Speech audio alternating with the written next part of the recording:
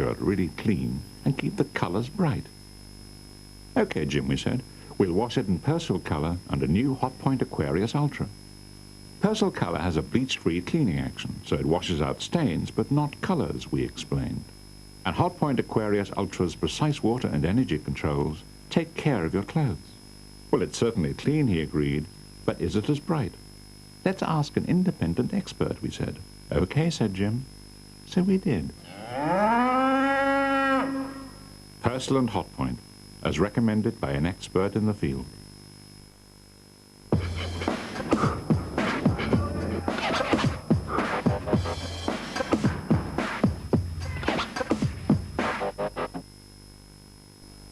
Don't be bored, friends! Oh! 8, 9, 8, 27, 27, 27. Ooh!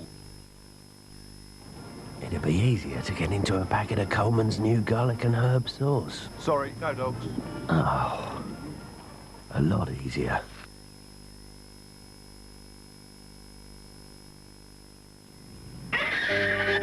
Ooh, what's the matter, little baby? Don't you like watching You've Been Framed? But nice Uncle Jeremy's in it, and you can listen to some lovely Bolivian music. There, that's better, isn't it? Feel that groovy rhythm. See, there's no use being a dummy. On Sunday at 8:30, you've got to get down to the Rattle and Roll with nice Mr. Beetle and all his lovely friends. Yes, you've been framed.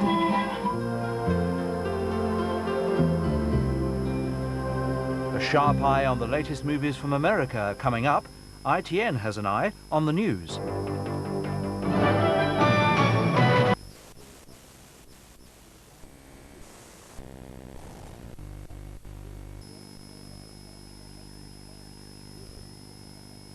Vital World Cup game in Rotterdam.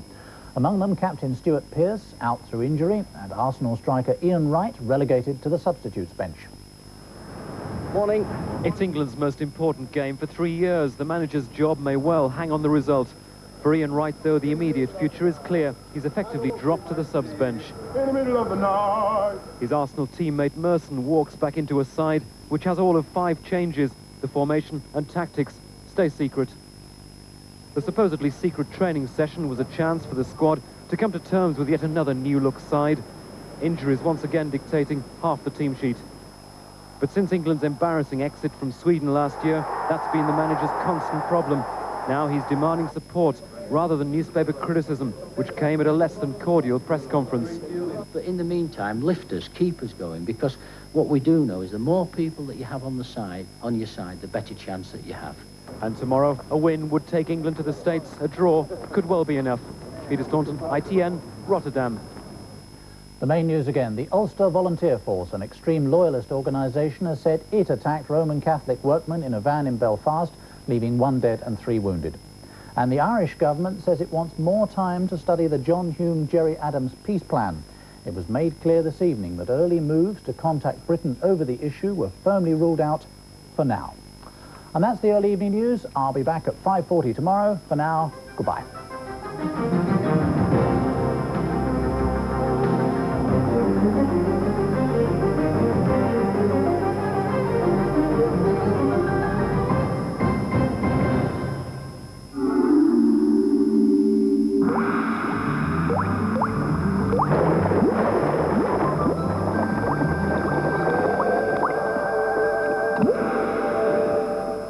Hello, good evening. Well, it turned out to be very wet indeed during this first half of the month of October, and surprise, surprise, today proved no exception, with Hemsby near Great Yarmouth suffering a fair old deluge, 2.2 inches of rain in less than a day.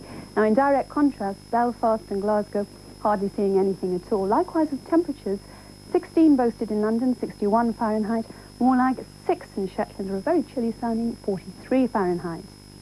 And the reason why for all this, well, basically, we've got cold air blasting down from the north, warm air circulating the low pressure, and where the two meet, that's where it's been chucking it down throughout today. Now, on to tonight's weather, 3 different sections. Showers in the very far north of Scotland becoming increasingly wintry, -1 there in the Highlands, ground frost expected, and then a whole pile of showers from there on down, some of these fairly beefy from time to time. As we go into tomorrow, we stay with these three main areas. So starting off with the south, Wales, central and southern England, some gleams of sunshine, but a grey, grizzly feel to things, a lot of showers, including some thundery ones rumbling around from time to time. Now, the very best of the weather for tomorrow reserved from Northern Ireland, stretching across to southern Scotland and down into the very far north of England. Here, a bright, fair day. Further north, well, here, the catchword is winter. Winter's virtually upon us. Rain, hail, sleet, even some snow thrown in at low levels as well. With temperatures, this is very much reflected in the cool temperatures in the north, getting warmer the further south you go, and those winds picking up through the night tomorrow, up to gale force at times. That's all from me.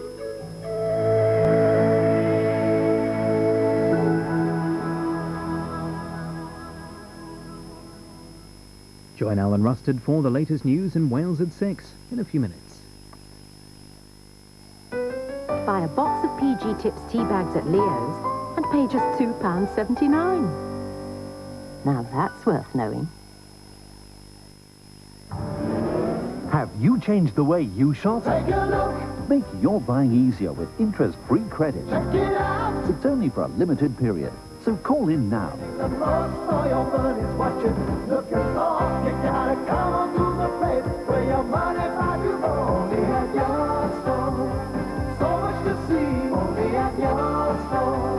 You've got it at Leeds, the out-of-town department store. I'll show her who's boss. If I want to go to football, I shall go to football. I'm not staying in with her exercise video and the Tom Jones records. And she can keep her British gas fire with its warm, cosy glow and its controllable, comforting, homely, cuddly. What's new, pussycat? I thought you were going to football. What? A missing evening with Tom? Don't you just love being in control?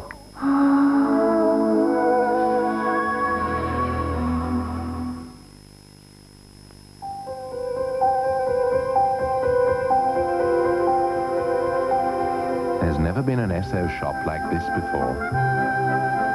At our very latest Esso snack and shops, you can tuck into freshly fried chips, cool down with a freshly frozen, low-fat yogurt, load up with freshly cooked pizzas and pastries, and always be sure of fresh surprises and a warm welcome all day long. Esso Snack and Shop, a new generation of shop. Labradors are very, very hearty eaters, and they need a good hearty meal. Top breeder Glenda Crook recommends Pedigree Chum Select Cuts. It looks really appetizing. It's full of big, meaty chunks, covered in a lovely gravy, which is vitamin enriched. They really get the teeth into it, and they wolf it down. It looks good, it smells good, and they just love it. They're full of energy, and they look really great on it. I think it's the best meaty food for my dog. Pedigree Chum Select Cuts. Top breeders recommended. Remind you of anybody's face? Oh, that's cruel. Hey, where is Harold anyway? I haven't seen him all week. Maybe his face exploded. Why didn't somebody tell him? Like what? You should do something about your zits? I don't know. Maybe, like, slip him some Clearasil. No one's going to tell you to your face about Clearasil medicated cream. Its pore deep action dries out spots fast. He's back. Harold? Someone must have told him. Get Cleara. Stay Cleara. Clearasil.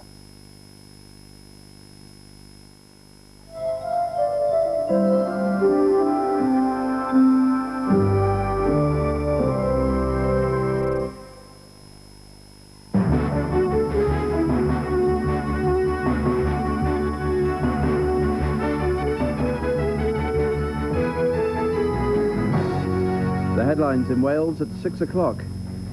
Police say lives could be lost as a county council switches off the street lights to save money. Point of Air colliery in jeopardy again as British Coal's chairman says he's pessimistic. And a blow for Wales, Bodin is out of the vital World Cup qualifier.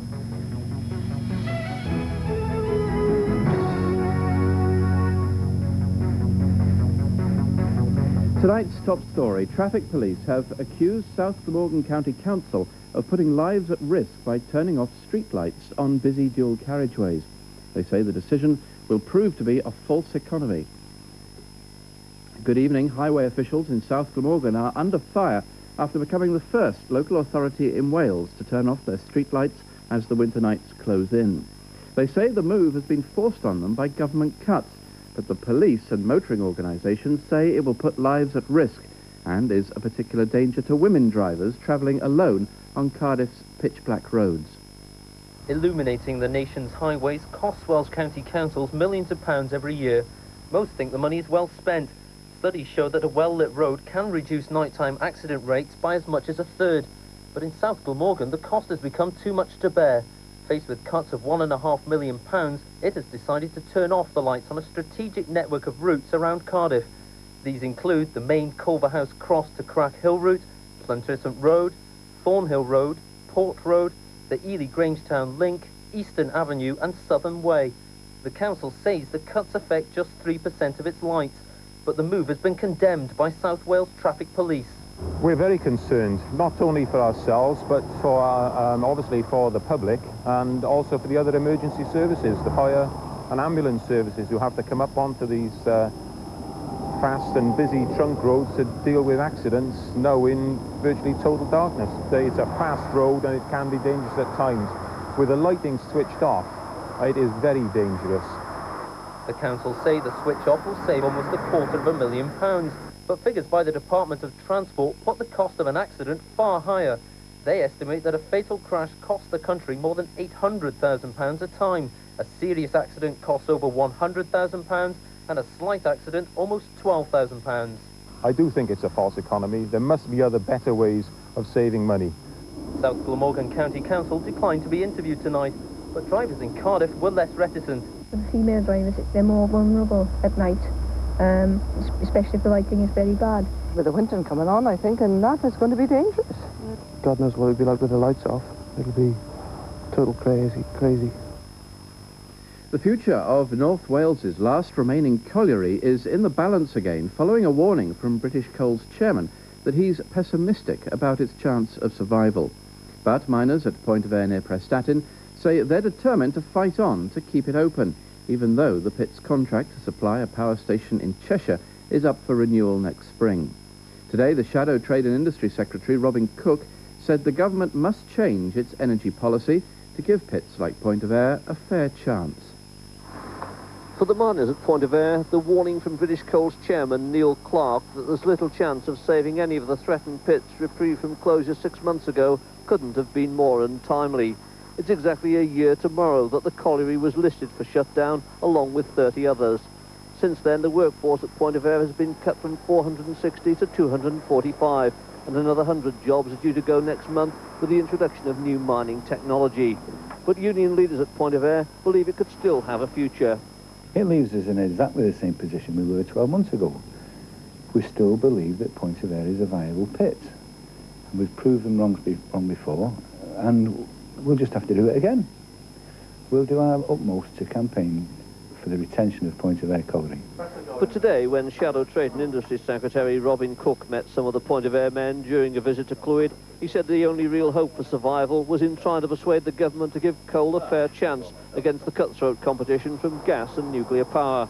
Well, because British Coal needs is not a subsidy. It can compete on price. What it needs is a chance to compete. We can get cheaper electricity from coal than any other source. That's why it's so daft to see coal squeezed out.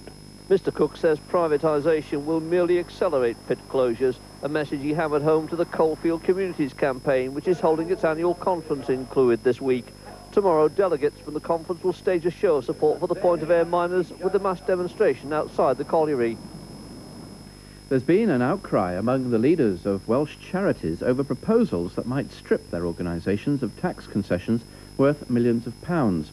The proposals, contained in a report to the Welsh Office, call for charities to be split between government-supported service providers and independent campaigning groups.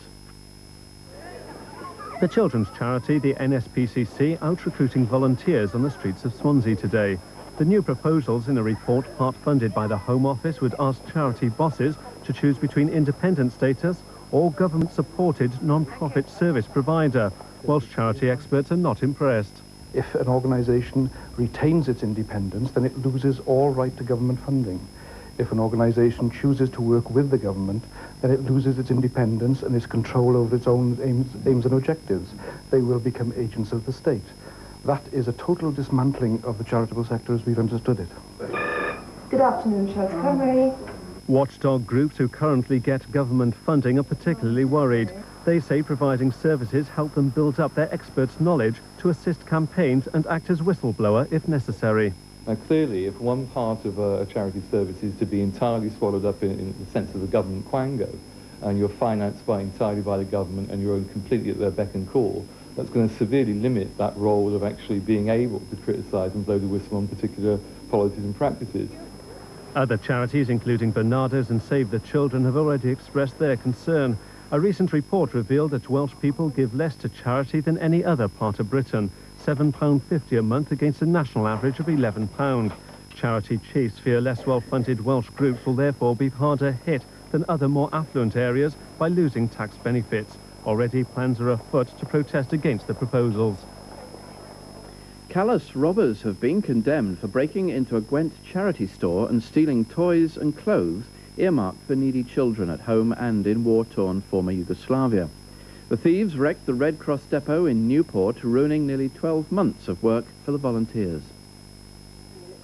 This morning, the dedicated band of volunteers continue to sort through the donations the ram raiders left behind. The warehouse may look orderly now, but only because of hours of work put in to repair the damage. They say the scene that greeted them was heartbreaking. Mayhem. Absolute mayhem. The rails were all on the floor, the suitcases behind you were pulled off the racking, sugar had been spread over the floor and then been sprayed with the fire extinguishers.